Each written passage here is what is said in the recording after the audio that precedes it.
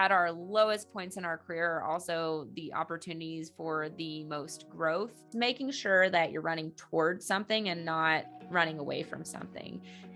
Addie Reinhard is an amazing young veterinarian, and she's the CEO and founder of a program called MentorVet. She is a veterinary well-being researcher, and her research focuses on developing innovative interventions to support mental health and well-being within the veterinary profession.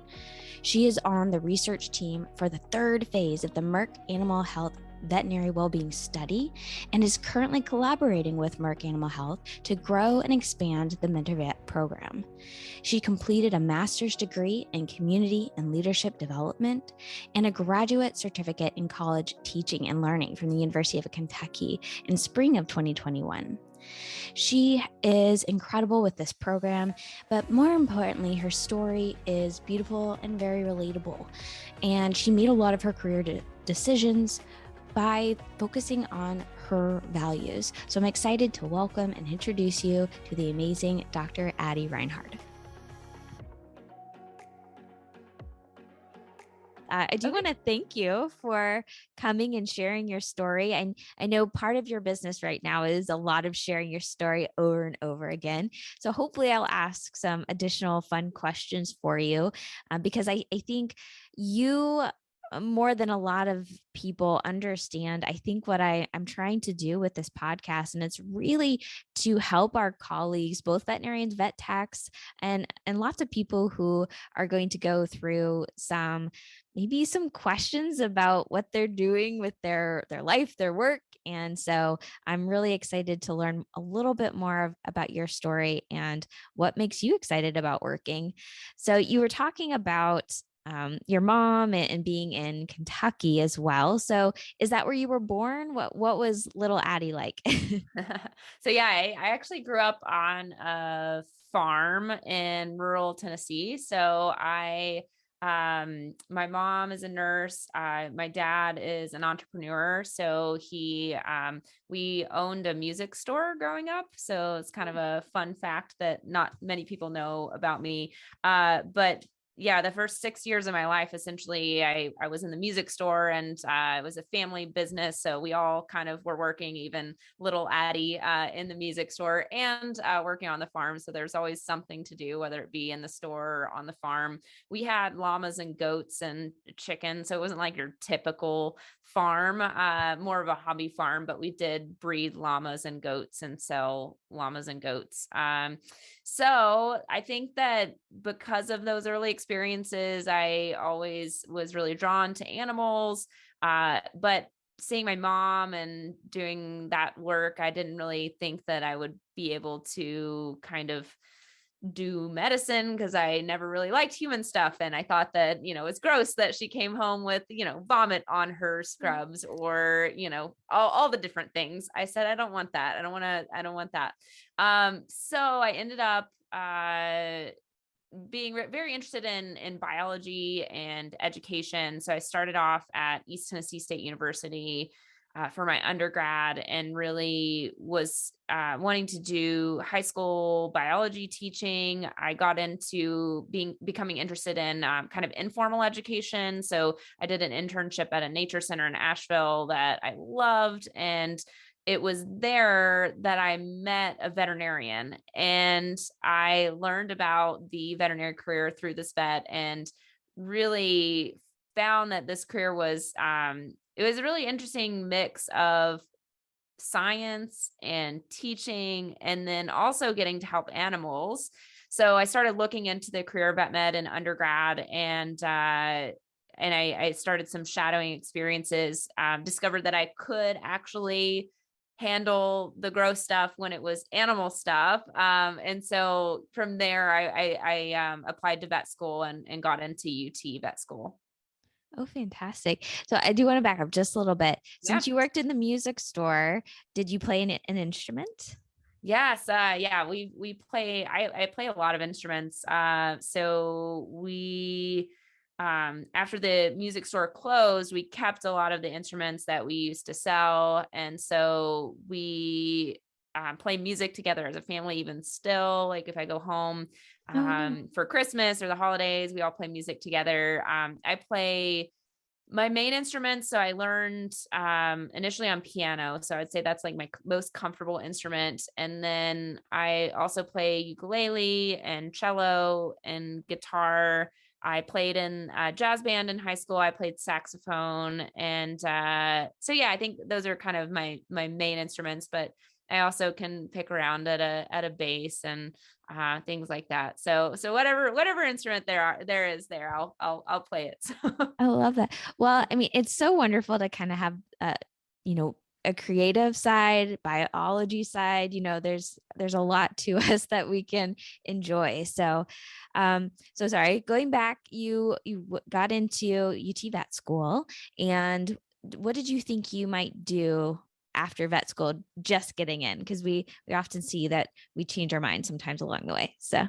Yeah. So I think when I first started vet school, I didn't really have a specific direction. I think I remember every year we had this survey that the leaders in our class would send out, and it was like a Google Doc where we would put in each year what our career goals were each year. And I remember first year I was like undecided, no clue. I'm just kind of seeing where this thing takes me. And then I think second year, I was leaning more towards mixed practice. I really liked both small and large. I think into third year, I was leaning more into exotics and ophthalmology. And then into fourth year, I was kind of on the fence about ophthalmology residency or seeking, ophtho specialty or going into GP. And I just remember a lot of conversations with my husband of, should I apply for an internship or should I go into GP? And then ultimately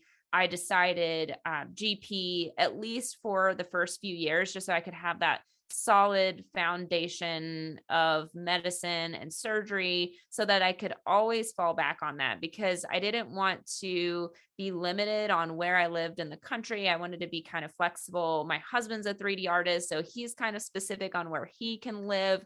And so I wanted to be the one that could live anywhere. And right, if there's animals, there's vets typically. So I wanted to get that experience in GP and be able to have that if ever in the point of my future career, I wanted to come back to that, I would have that. So that's what I ultimately decided to do coming out of that school was general practice, small animal. All right. So you're working in general practice, and then what? So yeah, I started off at small animal practice here in Lexington. So we moved here. My husband's family was born and raised here, so it was kind of a natural next step to move here. The first practice that I worked at, I was there for I think 10 months. And then I switched jobs to a different practice. I started working in rural Kentucky, which was a new experience because I was working in the city of Lexington before. So it was a big shift in clientele, kind of from more, I would say, needy clients with a lot of money, shifted towards clients who might not have as much money, but they were also some of the most grateful people in the world. And so I feel like the bar was pretty low for me in rural Kentucky. So anything that I did was just like, oh my gosh, thank you so much. So that was kind of, I liked it better. Like I really liked working in rural Kentucky, but with transitioning into rural Kentucky, that also kind of came along with a lot of tough ethical situations, particularly around limited client finances. And, despite really enjoying that type of work, I think experiencing it every day or multiple times a day gets pretty exhausting when you are, navigating these tough ethical situations and the owner's upset, the animal is upset and doesn't get a win, and the vet's upset. So it's kind of crappy for everyone involved.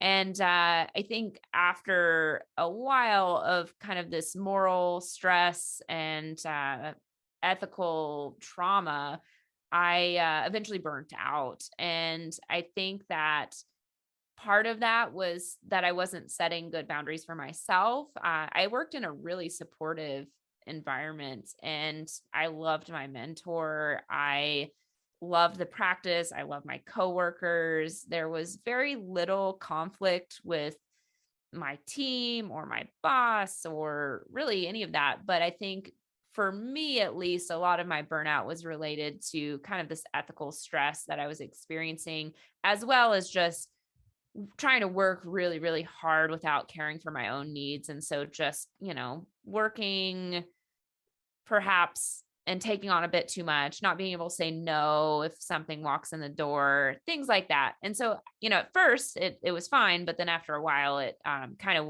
wore on me. And then that led me to a Walmart parking lot emotional breakdown at about 3 years out.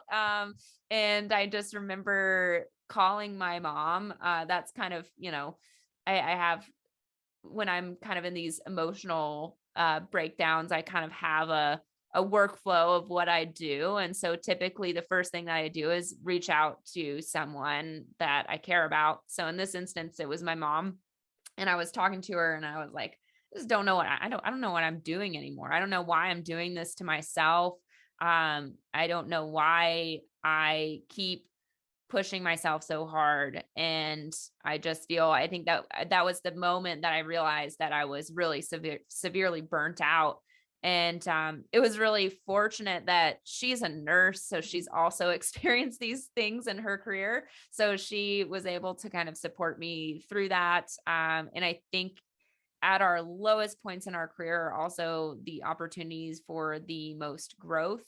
And so I think that from there, you've hit a bottom. And so the only way to go at this point was up. And that's kind of where I continued forward. And so I started realizing like, okay, I need to start taking care of myself, need to start taking boundaries or setting boundaries. And I really started to look at how I could be well and healthy within the profession and made efforts to put myself first, which I think helped everyone around me, including my clinic and my patients. So yeah, I think that was a good moment of realizing that there were things that I needed to be doing to make sure that I stayed well in the profession. Yeah. So just as an example, did you, say, nope, it's time for me to go home? We can see you in the morning, those kind of boundaries, or what were some of the next actions you took? Yeah. So I remember starting to like seek out external resources like education and training. I think I looked for different like leadership programs, mentorship programs, things like that. Looking at CE at conferences, I started attending more of the professional development sessions. And I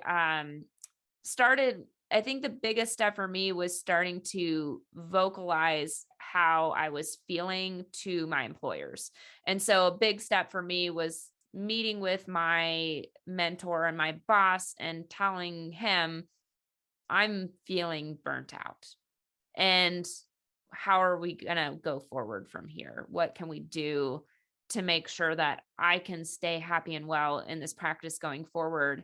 And that's a scary thing to admit. But I think it was so important for them to know, because a lot of times we're pretty good at hiding that there's an issue, right? And sometimes we don't even know that there's an issue ourselves. And I think that was kind of where I was at, is that I didn't really realize that there was an issue until I reached severe burnout.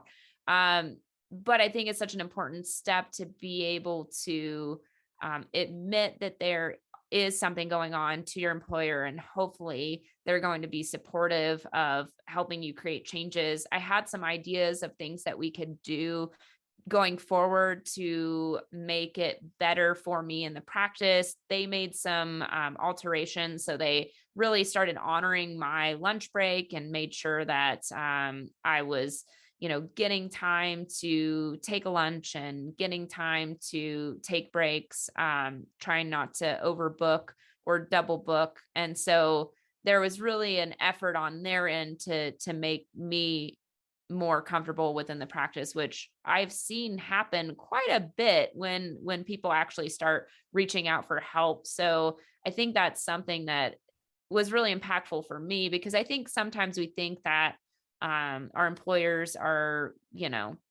just out to get us, or I mean, sometimes you are in a really toxic environment, but oftentimes that's a human being on the other end. They're dealing with their own stressors, right? And a lot of the things that come about as far as policies go are happening because they need to pay the staff and they need to keep the lights on in the clinic. And so sometimes that conflict that arises happens because of that and not because they're bad people. And so I think when we start having more vulnerability in the workplace and talking about these things more openly, I think it creates a much healthier environment where we can move forward and make adaptations along the way to make it healthier and happier for you. Yeah, I really appreciate that as well because, you know, trying to look at it from the leader's point of view, it's hard to help if they don't know that there's something wrong. So, that can be our role in letting them know when we are struggling or when we do see something wrong, and then they can help us address it. So I'm glad that they responded very encouraging for you. And so you're doing some more CE, you're kind of exploring. When do you start getting the idea that maybe I want to really shift my career and what it looks like? Yeah, so I remember attending an AVMA conference and there was a career transition workshop. And up to that point, I'd kind of forgotten that there were other opportunities within vet med. And it just seemed like a whole lot. And we were living in Lexington. There wasn't like a whole lot of career opportunities here in Lexington. And we just bought a house within the last few years. So I kind of didn't even think about career transition for a long time. But I went to that workshop at an AVMA conference and I was like, oh, okay, there's other things that I can do within this profession that aren't necessarily clinical practice. I mean, at this point I was post burnout. I was pretty content in practice, but I was also starting to feel like the next step for me in practice was going to be practice ownership. And I didn't really want to own my own practice. And so I was trying to figure out the next step for me in my career for me to feel fulfilled within this veterinary profession. And I didn't see myself being an associate for long term. So going to these career transition workshops, I started looking into alternative career paths, looking at jobs in regulatory and policy and public health, as well as starting to explore, what kind of additional education opportunities there were. And I remember I applied for several opportunities and I got declined to like 3 different internships and residencies and kind of fellowships. And in that moment, that was really tough because as a high achieving individual, I was like, how am I getting declined for everything? Right. But I think it was also a good moment to reflect on, okay, what opportunities am I applying for and why? And really starting to dig into what are some of my professional values and what potential opportunities will align with that. And when I started doing that and actually started listing out values on a piece of paper, and I remember making this little map of my values and writing them all out, I saw that a lot of the opportunities I had been applying for did not really fit or match those values. And so I realized that they could probably sense that in my applications too. So it's fortunate that I wasn't accepted because after doing a lot of values work and introspection, really remembered how much I like school and I excel in a learning environment and a structured formal learning environment, and how I really wanted to do more research and teaching and get back into the learning environment. So that's what I did. I applied for graduate school here at University of Kentucky, which is in Lexington. So around this time, my husband got a great job here in Lexington. So again, we weren't moving anytime soon. He had moved for me before for vet school and first job. So I wasn't going to, make him move after he just got a good job. So I applied for a couple programs at UK, one of which was the Master's in Community and Leadership Development. I was really excited about this program because it aligned with a lot of my interests. So there was some education around how to be a better researcher. There was some training on how to be a better teacher. There was training on how to build communities and develop yourself as a leader. So I was like, this sounds like exactly where I want to be. And it offered enough flexibility in the curriculum that I could start exploring some more of my interest, as well as give me some of the tools and skills that I needed to excel. And so essentially starting this program, my research mentor at UK, I quit my full-time job in the summer of 2019. And my research mentor on the first day of the program asked me kind of to come up with 3 ideas for research projects for the 2 years that I was going to be there for my master's degree. And I remember that I proposed this idea of a national mentorship program because it had been something I've been thinking about for over a year, because when I was looking for resources, when I was experiencing burnout, there wasn't really a national mentorship program.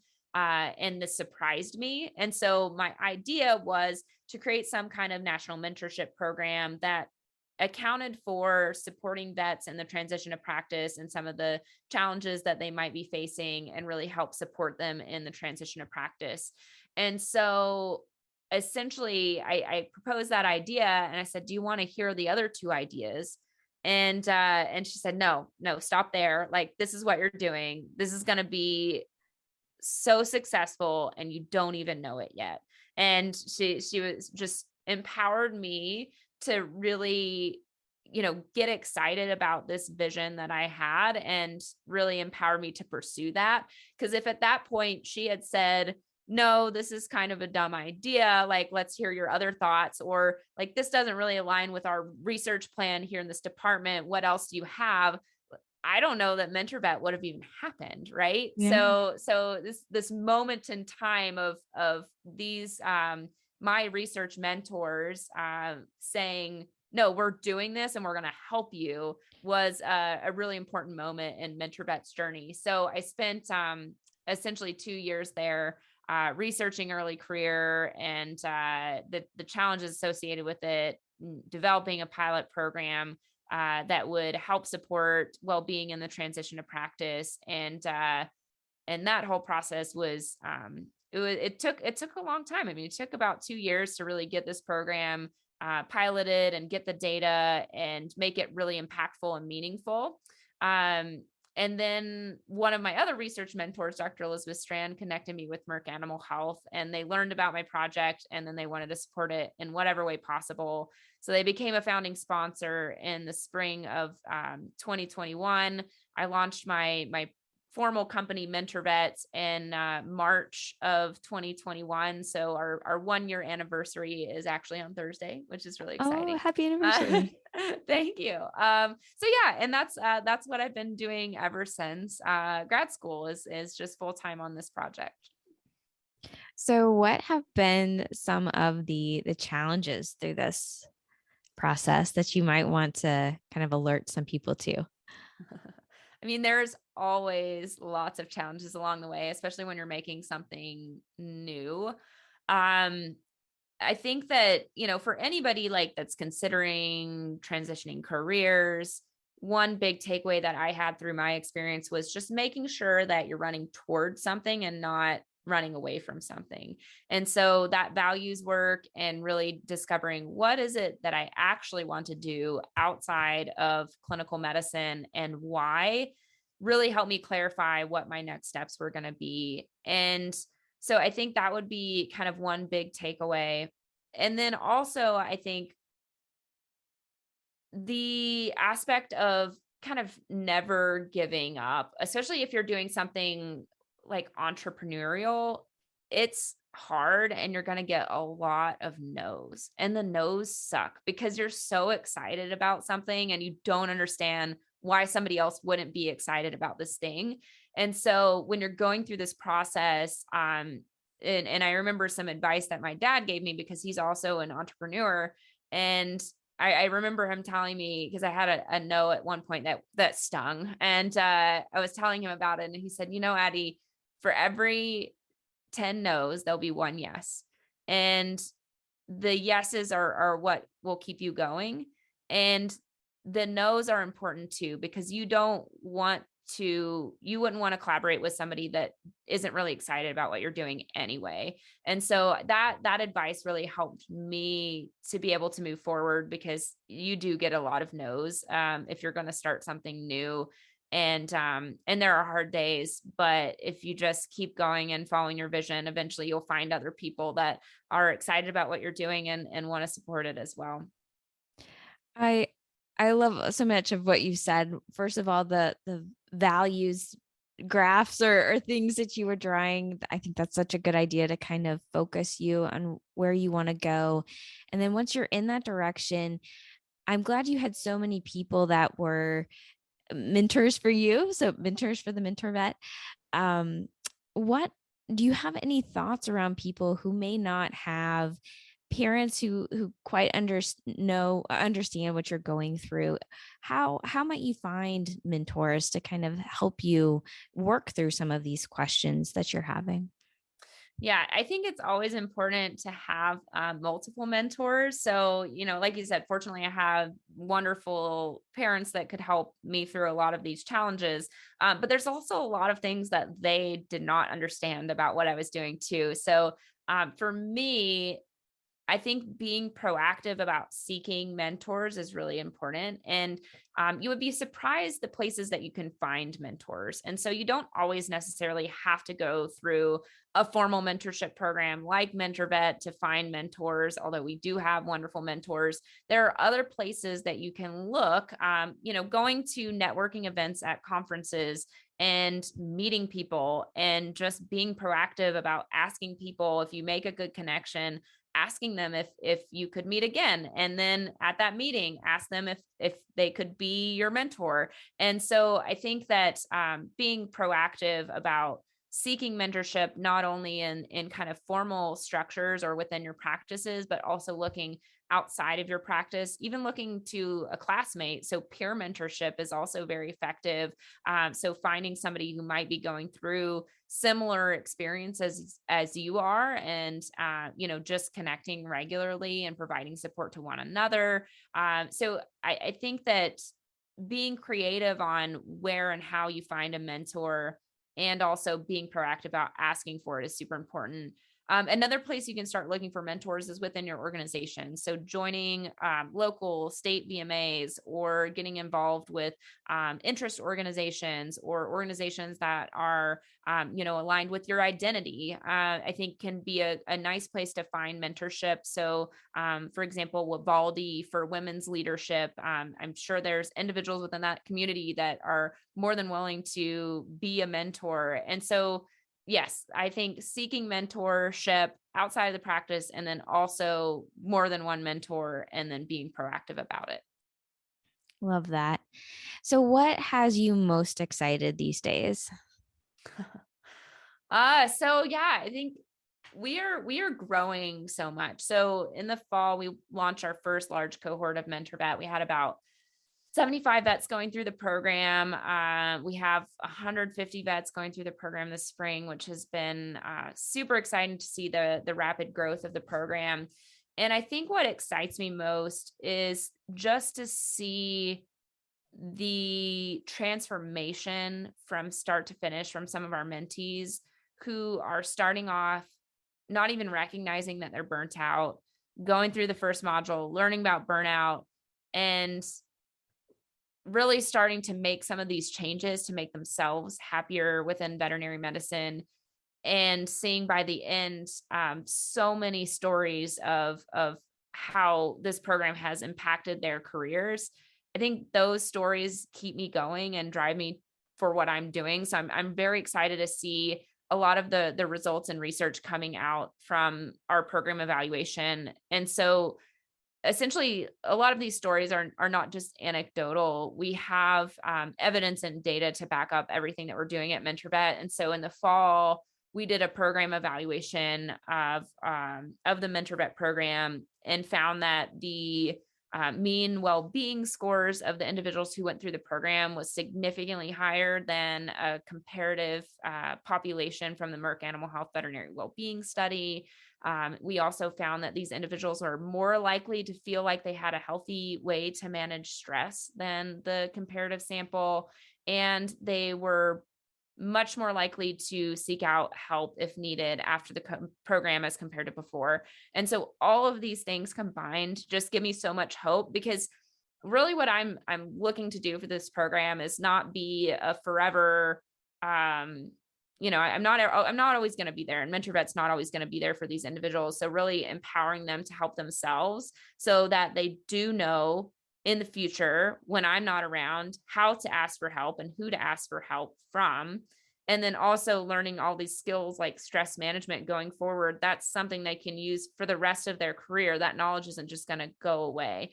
And so really seeing these skills and these things being built in as they're starting their careers that will really help empower them to thrive within the profession has really filled me up with a lot of joy. So I'm really excited about that. And just also kind of, we have a lot of exciting things going on in the MentorVet community right now, but we also established our advisory board at the start of the year, which has been super exciting to see so many leaders within the profession really excited about helping us grow and helping us, with our strategy over the next few years. And so establishing the advisory board is something that I'm actually really excited about, as well as the additional programming that we're planning on creating over the next few years.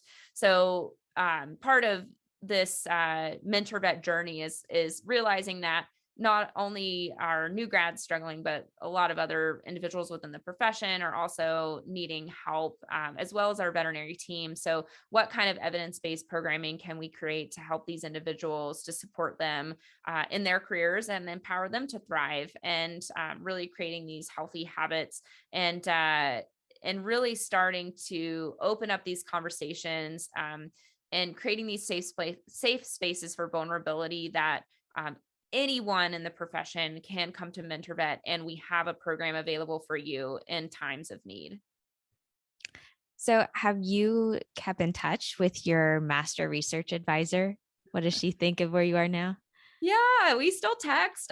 So it was funny the other day, she texted me about, I work a lot with Qualtrics surveys, and she always, thought that I was like a master of Qualtrics, which I'm not, but I'm pretty good at Qualtrics. So the other day she texted me and needed some help on, a quick thing for her survey. And I was so like honored that she asked me for the help. But then, we started chatting about, the project and the program, and she's definitely really proud of where I have taken this. And I don't think that they're really shocked or surprised, because, all through grad school, they were just like, in awe with what I was creating, and we're so supportive. But yeah, she lives here in Lexington. So her and her husband were my two research advisors. And so my husband and I will go out to eat with them and just reconnect. And so that's been really special to just kind of stay in touch with them still going forward.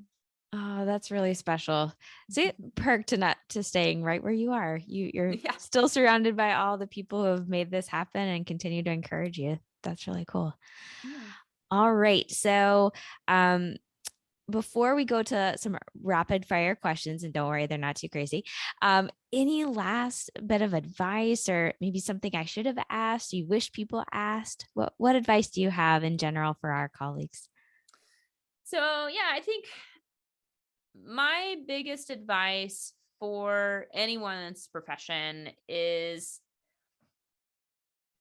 asking for help if you need help. And there's nothing wrong with that. There are tough moments in this career, and I know that because I've experienced them. And until we start opening up and becoming more vulnerable about our experiences, we're not going to move the needle on this mental health and well-being issue that we're seeing.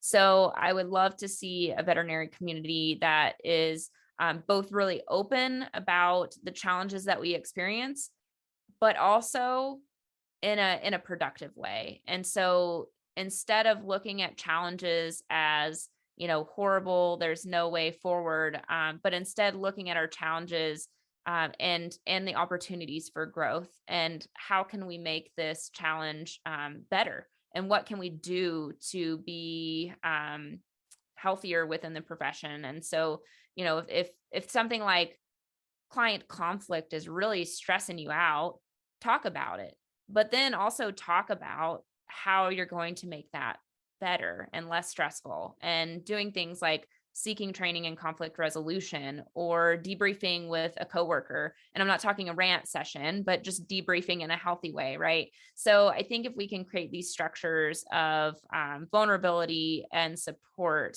I think that would be really helpful for our profession. I definitely agree on that. All right. Well, thank you for coming. And I have a couple of last minutes, like I said, rapid fire questions, which it's just fun and a good way to wrap up. So first one is, what is something that is on your bucket list to do? Woo, I would say go to New Zealand. So I've always wanted to go to New Zealand, and I have not been there yet. And Iceland too. I would add that to the bucket list. So just traveling to beautiful places. I love to travel. I hear that. Mm-hmm. All right. What is a simple moment that brings you joy? I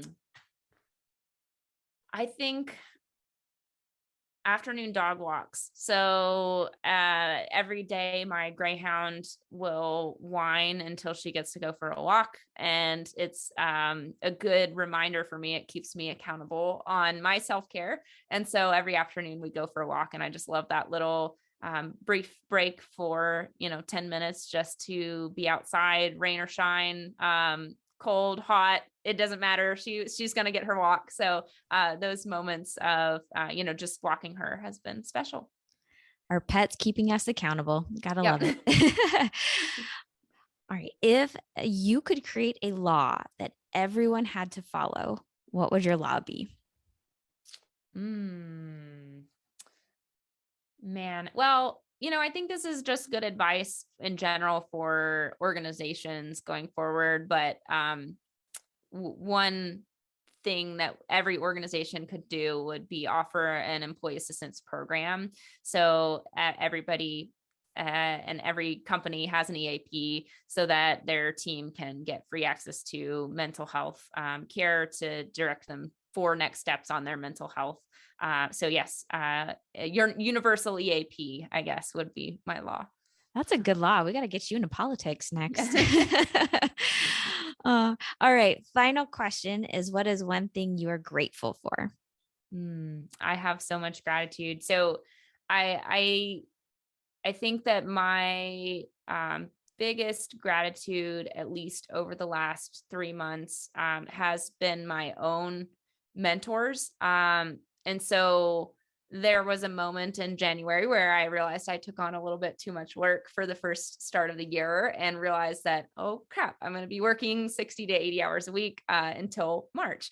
And had a moment where, pretty down. And I just reaching out to my mentors and talking about it. And this, was at VMX. So most of my mentors were actually at VMX. And so I remember having, I think, 5 or 6 different conversations about the same thing. And I just remember how much that moment meant to me. One, to hear my mentors say, hey, we've done this before too. It's okay. And you're going to get through this. And also my mentors who could help me strategize on how we're going to prevent this from happening again.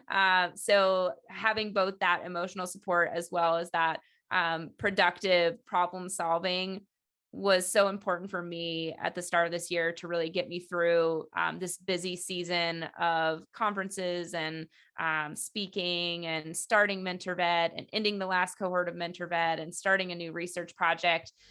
So that support from others, I'm just so incredibly grateful for my mentors.